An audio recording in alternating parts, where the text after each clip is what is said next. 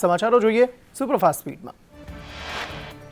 Vibrant Gujarat global summit અંગે હર્ષ સંઘવીનું નિવેદન, કહ્યું પાછલા 9 વાઇબ્રન્ટ કરતાં વધુ રોકાણ આ વખતે થશે। ગુજરાતના સપનાઓને સાકાર કરવા માટે બધાએ મહેનત કરી।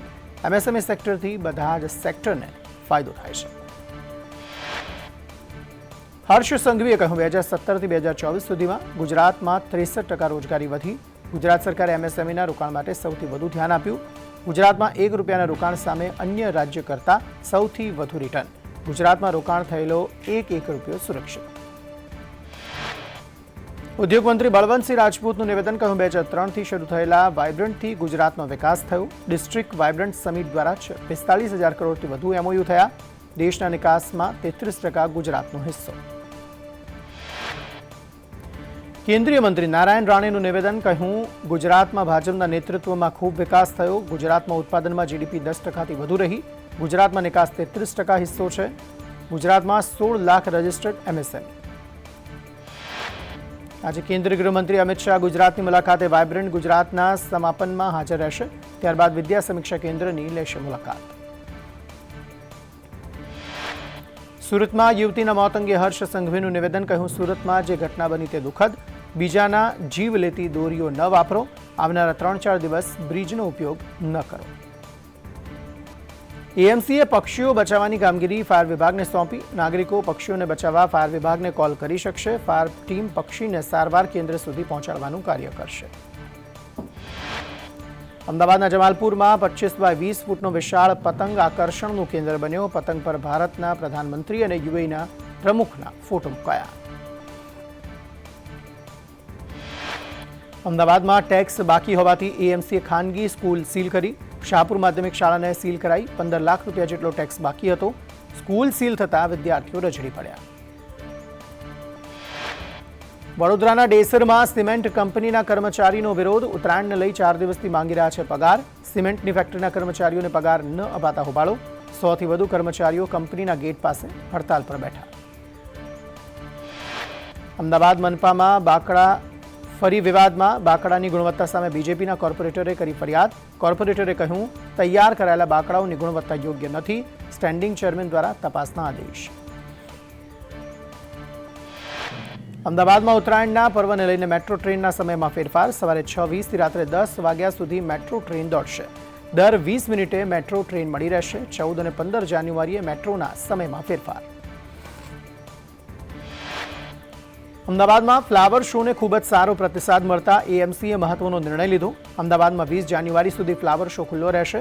ફ્લાવર શોમાં દેશ વિદેશના ફૂલો મૂકવામાં આવ્યા છે। સ્વચ્છ શહેરમાં સુરતનો પ્રથમ નંબર આવતા ઉત્સાહ। સુરત મનપા કમિશનર અને મેયર એવોર્ડ લઈ પરત ફર્યા। એરપોર્ટ પર ઢોલ નગારા સાથે બંનેનું સ્વાગત કરાયું। દિલ્હીમાં સ્વચ્છતા સર્વેક્ષણ 2023ના પરિણામમાં સુરત અને ઇન્દોર સંયુક્તપણે નંબર 1 બની। ટોપ 10 સ્વચ્છ શહેરોમાં અમદાવાદની બાદબાકી થતા શહેજાદ ખાન પઠાણે ઉઠાવ્યા સવાલ, કહ્યું 900 કરોડનો ખર્ચ છતાં અમદાવાદ 15મા નંબરે કેમ? શાસકોએ આત્મમંથન કરવું જોઈએ। સ્વચ્છતા માટે વિવિધ કાર્યક્રમો માત્ર ફોટો સેશન માટે। સ્વચ્છતાને લઈ પાલનપુર પાલિકાની ખુલ્લી પોલ। પાલનપુર નગરપાલિકા સ્વચ્છતા સર્વેક્ષણમાં પાછળ ધકેલાઈ। પાલનપુર પાલિકા 12 નંબરેથી 20મા ક્રમે આવી। ભાભર, ધાનેરા, થરા અને થરાદ પાલિકાએ મેદાન માર્યું। સ્માર્ટ સિટી મિશન અંતર્ગત ભારતનો સૌથી પહેલો સાયકલ ટુ સ્કૂલ પ્રોજેક્ટનો સુરત શહેરમાં પ્રારંભ। આ પ્રોજેક્ટ અંતર્ગત સ્કૂલના બાળકો ઘરેથી સાયકલ લઈ શાળાએ આવી રહ્યા છે। 100 વિદ્યાર્થીઓ પ્રોજેક્ટમાં જોડાયા। બાળકો માટે કલરિંગ સાયકલ ટ્રેક બનાવાયો। રાજકોટમાં એસટી બસ સ્પોટમાં તંત્રની પોલ ખુલી। એસટી બસ સ્પોટના છત પરથી પાણી ટપકી રહ્યું છે। વેઇટિંગ એરિયાના છત પરથી પાણી ટપકતા હાલાકી। નબળા બાંધકામથી મુસાફરોને મુશ્કેલી। જામનગરમાં સસ્તા અનાજનો જથ્થો દુકાનદારો સુધી પહોંચ્યો નથી, જેને પરિણામે હજારો રાશન કાર્ડ ધારકો ચિંતામાં। ભાવનગર માર્કેટ યાર્ડમાં ડુંગળીની બમ્પર આવક। જૂના યાર્ડમાં ડુંગળીનો જથ્થો વધતા નવું યાર્ડ શરૂ। સરકારી પડતર જગ્યામાં સબ યાર્ડ શરૂ કરાયું। બંને યાર્ડમાં 1 લાખ ડુંગળીની ગુણીની આવક થઈ। ડુંગળીના ભાવ 200થી લઈને 400નો બોલાયો। અમરેલીના બગસરામાં સિંહણને નડ્યો અકસ્માત। મુંજિયાસર નજીક સ્વામીની કાર સાથે સિંહણનો અકસ્માત। સિંહણના રોડ ક્રોસ કરતા સમયે કારે અકસ્માત સર્જ્યો। વન વિભાગે સિંહણનું રેસ્ક્યુ કરી સારવાર માટે ખસેડી। અમરેલીના લાલાબદરમાં કૂવામાંથી 3 લાશ મળી. આંતરિક ઝઘડામાં મારીને લાશ કૂવામાં ફેંક્યાની આશંકા. શ્રમિકોના અંદરોઅંદરના ઝઘડામાં જ મોત થયા. કૂવામાંથી એક શ્રમિકની લાશ બહાર કઢાઈ. સુરતમાં શૌચાલયના કર્મચારીને માર મારનાર ઝડપાયો. ગણતરીના કલાકમાં પોલીસે આરોપીને ઝડપ્યો. સમગ્ર ઘટના સીસીટીવી કેમેરામાં કેદ. આણંદના પેટલાદમાં તસ્કરોનો તરખાટ. તસ્કરોએ ઘરમાં પ્રવેશી દાગીના રોકડની ચોરી કરી. 3 તોલાનો સેટ મળી કુલ 81,000ની મત્તાની ચોરી. ભાવનગરમાં ડુપ્લિકેટ નોટના આરોપીઓનું રિકન્સ્ટ્રક્શન. પ્લોટ ગેટ વિસ્તારમાં 3 શખ્સો પાસેથી ઝડપાઈ હતી નોટ.